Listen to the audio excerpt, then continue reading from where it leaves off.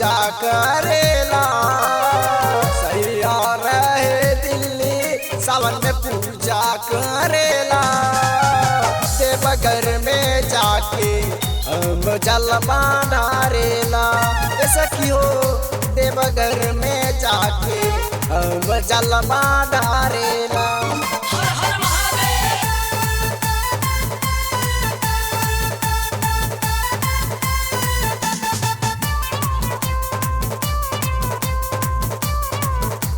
Music director Sameer से बोला बोला देवघर वाले बाबा की।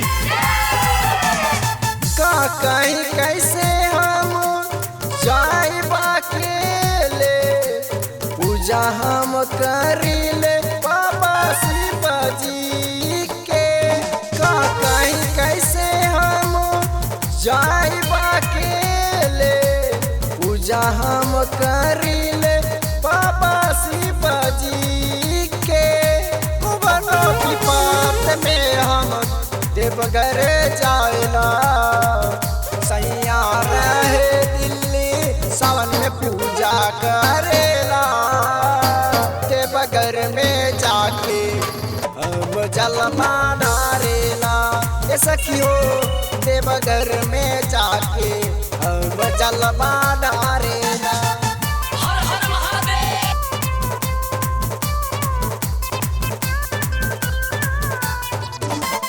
बोला बोला देवघर वाले बाबा की। दीपक दीवाना हर साल जाएला देवघर। देखे जब हमारा के करेला कमेटी। संदीप अर्जुन हर साल करेला पूजा।